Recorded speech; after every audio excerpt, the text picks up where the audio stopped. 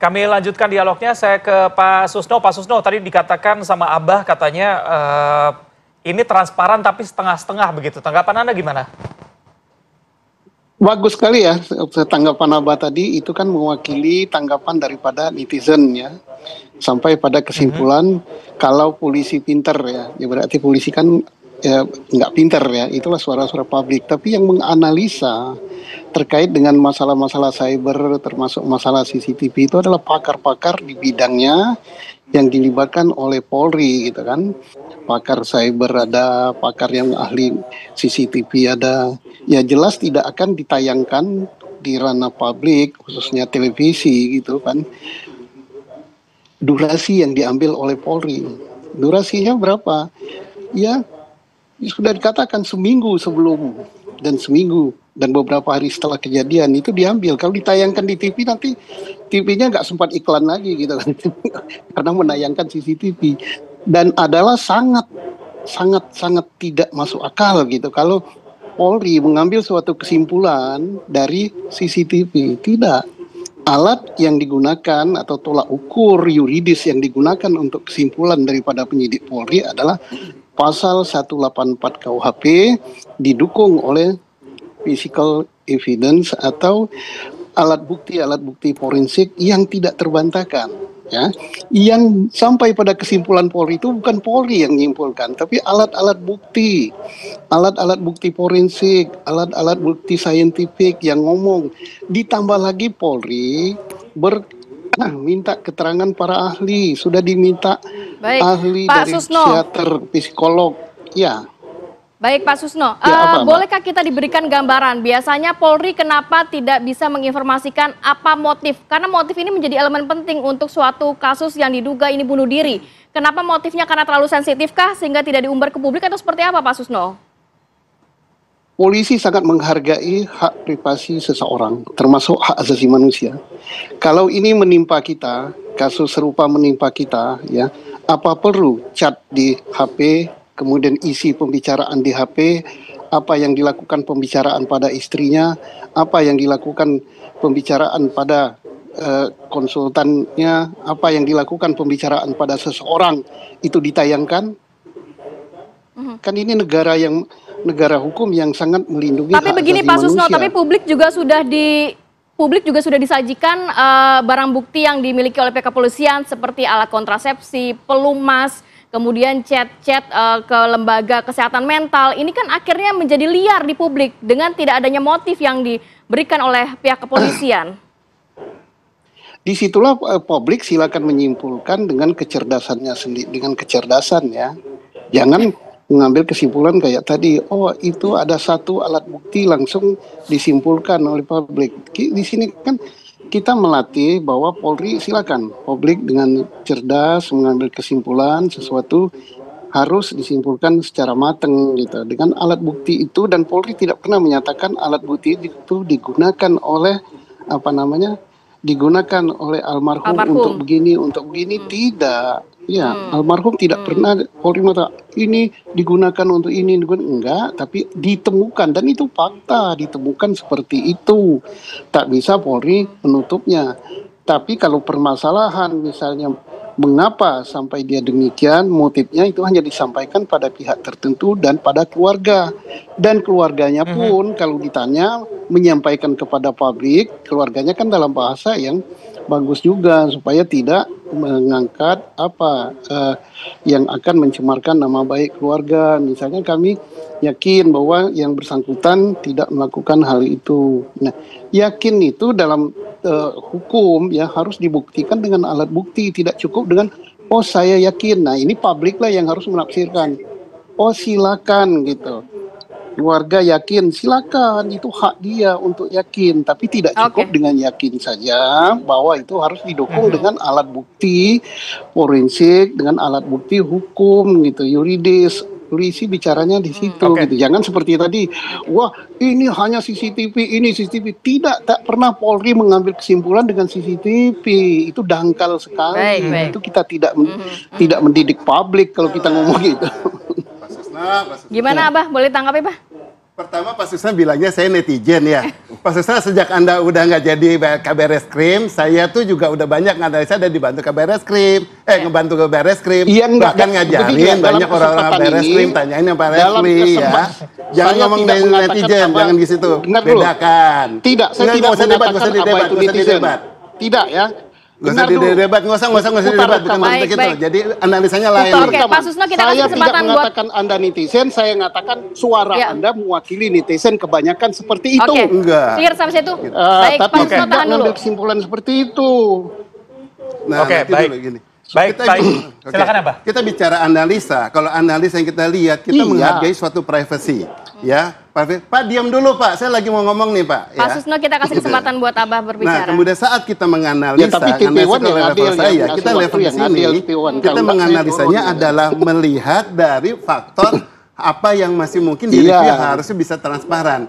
Kalau seseorang bisa ditampilkan saat dia buang sampah saja bisa, ya berarti pulang kantor juga masih bisa normal. Buang sampah di review kok. Ada orang seliweran buka-buka baju malah di review juga kok. Orang pegang sapu di review. Tetapi semudah untuk mengetahui kapan orang itu pulang, berangkat, dan kemudian di tempat tinggalnya dia kapan berangkat tugas, itu normal. Kalau bisa direview di rooftop, area yang harusnya secure. Bahkan polisi tidak boleh meng-share yang dia di rooftop malah. Itu dikasih lihat kepada publik. Yang simpel saya nanya, sekarang yang di lobi saat dia pulang, ya kemudian saat dia di tempat pusat pembelanjaan, itu lebih umum daripada rooftop. Nggak berani polisi menayangkan di situ. Tapi kan katanya ada, cuma kepanjangan kalau tayangan semua. Bukan kalau tinggal sedikit, sekarang malah yang secure, yang justru harusnya safety concern itu berani ditayangkan, malah yang umum, saya tinggal minta hanya yang di elevator, kemudian yang ada di ini, di pusat pembelanjaan, dan kemudian di tempat publik, untuk memastikan benarkah dia pulang apa enggak. Di situ yang aneh, itu yang saya bilang lihat ke publik. Saya juga ngerti mana yang kira-kira benar-benar very secure, kemudian area private. Bahkan dari TV tetangga sebelah menanyakan hal yang private mengenai perilaku tubuh orang, saya bilang saya tidak mau menyentuh itu karena tidak kelihatan di CCTV. Saya jadi ngeliatnya ada fokus dari situ gitu loh. Nah, harusnya melihat dari sini bahwa orang yang ngomong ini yang pernah memang banyak membantu Bareskrim, kemudian memang menganalisa, banyak kenal orang Bareskrim, banyak dibantuin. Itu ngeliatnya gitu, yang netizen yang lain terserah. Kita kasih waktu untuk Pak Susno. Jadi memang sebenarnya yang dipertanyakan Pak Susno itu sebenarnya yang di ruang publik juga. Kenapa tidak ditanyakan saya? Ditanyakan Abah mengenai kenapa yang di ruang publik, di pusat perbelanjaan, tidak dipublish. Saya tanggapi Abah ya. Abah itu bukan saya katakan Abah itu netizen, mewakili kebanyakan netizen seperti itu suaranya. Bukan netizen, dia pakar. Dari segi nguraikannya pun dia pakar. Saya tahu dia, walaupun saya nggak pernah ketemu. Ya, saya mantan Bareskrim, saya tahu. Itulah yang dilakukan oleh Bareskrim, Polda Metro. Apa yang dijelaskan oleh Abah tadi, itu yang dilakukan oleh Polda Metro, urutan-urutan ilmiahnya. Tetapi itu tidak ditayangkan di sini. Jadi sudah dilakukan. Ya, sudah dilakukan oleh Polda Metro. Apa yang disampaikan Abah, suara Abah itu adalah mewakili dua. Itu suara yang kebanyakan ditayangkan netizen, itu juga suara daripada cara para pakar menganalisa. Ya, jadi dua yang dijelaskan. Jadi kalau pakar dia bicaranya begitu, mewakili yang ini dia sampaikan, apa yang dilakukan di dalam ranah penyelidikan, itulah yang dilakukan. Tapi mana yang ditayangkan itu mungkin yang ini menghendaki yang ini menghendaki yang ini. Bayangkan Pak, itu seminggu sebelum itu Abah lebih pintar dari saya kan, dan mungkin seminggu setelah itu. Jadi berapa kali kalau itu ditayangkan semua kan nggak masuk, tetapi diambil oleh Polda, mungkin yang ini, mungkin yang ini. Tapi yang ditayangkan itu mungkin tidak sesuai dengan selera, Pak. Kita selera yang ini nasi campur, yang ini nasi tempe, gitu. Tertayang yang ini. Nah, itu juga saya kira pagi ini dari Polda Metro memantau kita ini. Mungkin diambil, kurang. Nah, tetapi untuk sampai pada kesimpulan tentang, ini bunuh diri, ini itu tidak pernah disampaikan oleh Polda Metro bunuh diri, tapi dalam bahasa yang sangat santun begini. Nah, tentang apa kesimpulan dari publik, kan kita pagi ini kan ada pakar kriminolog kan yang hadir, yang dia menyampaikan beberapa alternatif. Silakan kita belajar cerdas dari televisi ini. Ini gitu. Thank you, Pak. Baik, Bang Luki, ini tadi Pak Susno berkali-kali bilang bahwa ya biarkan saja netizen menyimpulkan sendiri begitu dengan fakta-fakta yang sudah ditampilkan. Tapi Abah tadi juga mempertanyakan kenapa runutannya tidak ditampilkan semua begitu yang penting-penting tadi dan juga di ruang publik. Gimana Anda? Ya, saya tertarik ya melihat kemudian diskusi yang kemudian terjadi, maka saya melihat atas dua aspek juga. Jadi yang pertama saat kita berbicara mengenai bagaimana korban meninggal, saya pikir kita sudah berhenti di sana dan itu sudah terverifikasi. Maka yang menjadi pertanyaan berikutnya, mengapa kemudian almarhum gitu mengakhiri hidupnya misalnya? Maka kita berada pada ranah falsifikasi. Ya, itu motifnya itu yang. Jadi kita mulai mempertanyakan atau kemudian mulai menggradasi berbagai kemungkinan. Ada beberapa aspek jika memang kondisi seperti ini ada yang kita kenal sebagai spousal. Jadi seringkali landasan seseorang untuk berani melakukan aktivitas seperti ini seringkali memang dilakukan oleh orang dekat pertama. Jadi interaksi yang terjalin antar pihak keluarga misalkan kemudian ataukah kemudian dalam konteks relasi emosional atau relasi sosial yang terjadi itu adalah 80% kondisi di Indonesia yang menstimulus seorang melakukan tindakan sampai nekat seperti itu. Apakah dalam konteks homicide atau bahkan dalam konteks suicide. Yang kedua yang bisa kita lihat berikutnya adalah yang menjadi banyak juga adalah stranger di sana. Stranger ini bisa dilakukan misalnya oleh profesional atau kemudian oleh random person misalnya seperti itu, seperti misalnya begal atau apapun. Tapi ini menjadi penyumbang paling sedikit dalam konteks memang tidak ada unsur pidana. Yang ketiga yang bisa menjadi pertanyaan berikutnya adalah apakah memang ada suatu hal yang bersifat emosional di sini? Apakah terjadi antara pihak lain atau kemudian pihak ketiga? Dalam konteks tidak ada unsur pidana, maka sebenarnya bisa kita lihat dua aspek juga. Aktif dan kemudian pasif. Atau yang kita kenal sebagai passive intended dan kemudian active intended. Active intended adalah orang-orang yang memang jika memang terekam jejak 2013 dia sudah pernah melakukan suatu komunikasi gitu ya dengan lembaga internasional, ada indikasi ke sana. Jadi desistensi inilah yang menandakan bahwa dia mampu menahan lonjakan-lonjakan emosional yang terjadi pada dirinya. Apakah memang dia melakukan chat kepada pihak lain atau kemudian menjalin interaksi dengan pihak lain. Nah yang kedua adalah passive intended tadi itu saya sampaikan. Jadi bisa jadi dorongan ini tidak kemudian secara aktif berasal dari dirinya. Tapi misalkan dia mengalami suatu deadlock hubungan yang terjadi antara dia dengan pasangannya. Misalnya seperti itu. Atau kemudian dia merasa dikucilkan dari inner circle yang seringkali bersifat inklusif. Atau bisa jadi juga meskipun dia misalkan dalam konteks birokrasi dia memiliki karir yang cukup cemerlang misalnya seperti itu. Tapi di sisi lain ada desakan-desakan yang menjadikan diri dia berupaya untuk mengakhiri hidupnya. Nah ketiga aspek inilah yang kemudian seharusnya bisa menjadi gradasi. Dan sekali lagi saya sampaikan tidak kemudian bisa kita simpulkan dengan keterbatasan bukti yang mungkin dalam hal ini saya miliki. Kalau menganalisis perilaku yang dilakukan sama ADP ini begitu ya, Anda menemukan kejanggalan atau tidak begitu ya? Mengenai dari kantor ke pusat perbelanjaan, kembali lagi ke kantor begitu. Ada rencana untuk berangkat, ditugaskan ke luar negeri, sudah membeli beberapa perlengkapan pada saat di pusat perbelanjaan sampai akhirnya memutuskan untuk mengakhiri hidupnya. Ya ini saya katakan tadi ada falsifikasi di sana. Saya tertarik tadi mengenai Kementerian Luar Negeri tadi itu di rooftopnya itu ya. Maka saya bisa kategorikan bahwa dia cukup familiar. Jadi saat kita berada pada aktivitas yang baru pertama kali, misalnya saya baru pertama kali misalnya ke sini, maka kita akan kategorikan sebagai private territory saya paling cuma sebatas apa yang saya tahu. Tapi saat dia berada pada tingkatan tertentu yang bahkan untuk mencapai sana tidak hanya kemudian melalui satu akses gitu ya, maka dia cukup familiar dengan kondisi atau kemudian lokasi tersebut. Atau kemudian bisa kita lihat apakah memang pola-pola seperti ini sering dilakukan oleh almarhum. Itu yang pertama. Yang kedua adalah ada satu lonjakan emosional saat dia menjalin interaksi dengan apakah kemudian dengan dirinya atau kemudian pihak lain di pusat perbelanjaan. Tentu ini akan sangat riskan karena CCTV di berbagai lokasi tersebut itu akan meng-capture. Nah yang kejanggalan yang saya kemudian amati atau saya kategorikan sebagai anomali adalah mengapa ada orang yang kemudian menghilangkan atau kemudian menyimpan gitu ya alat komunikasinya.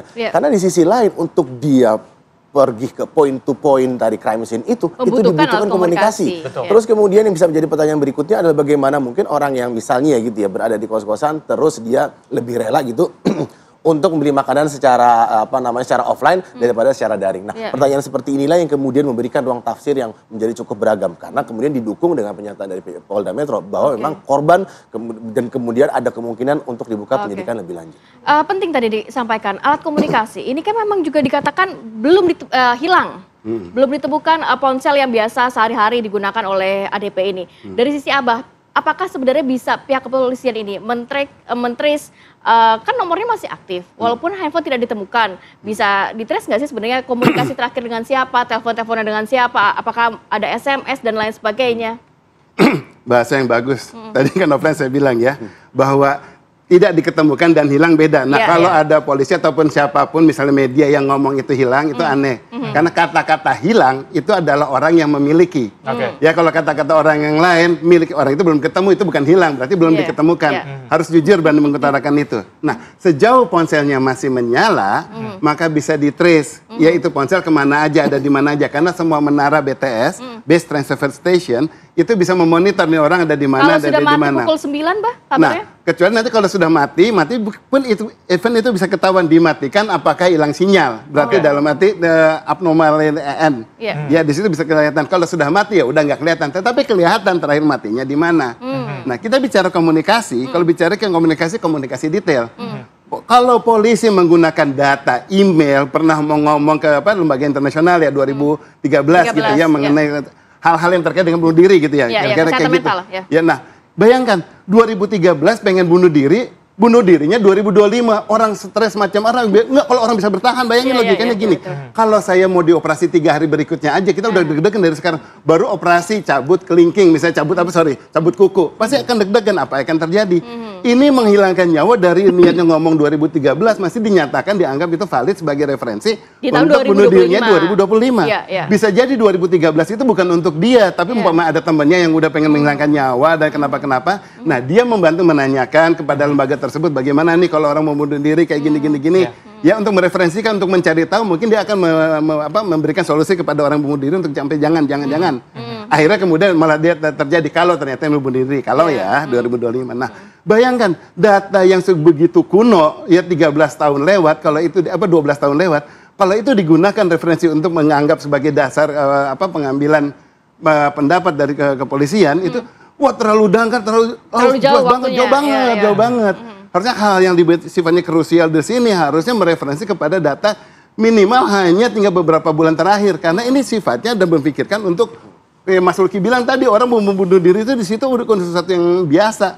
Itu butuh keputusan, butuh pemikiran dan butuh tekanan yang kuat sekali. Harusnya direview ke sana. Mungkin kalau 2013 pengen literalnya, tapi udah selesai, udah lewat. Ya jangan digunakan lagi data itu.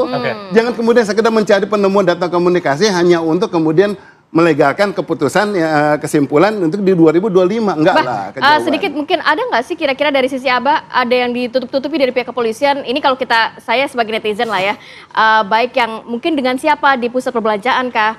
Atau dengan siapa komunikasi terakhir kah? Bukan hanya dengan istri ternyata. Gini, bahasa saya bukan ditutup-tutupi. Ya bahasa saya tidak ditutup, tapi tidak lengkap.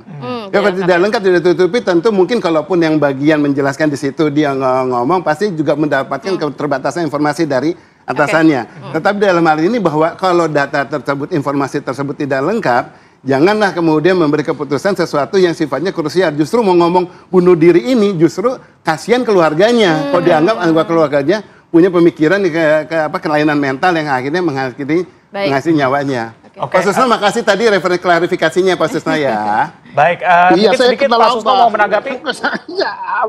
Oke, saya tanggapi. Jadi diskusi pagi ini sangat bagus. Sedikit saja Pak. Sangat bagusnya kenapa? Apa yang disuarakan Abah itu, walaupun dia katakan saya nggak kenal, saya kenal dia. So, itulah suara daripada netizen, itu juga suara daripada apa yang dilakukan oleh Polri.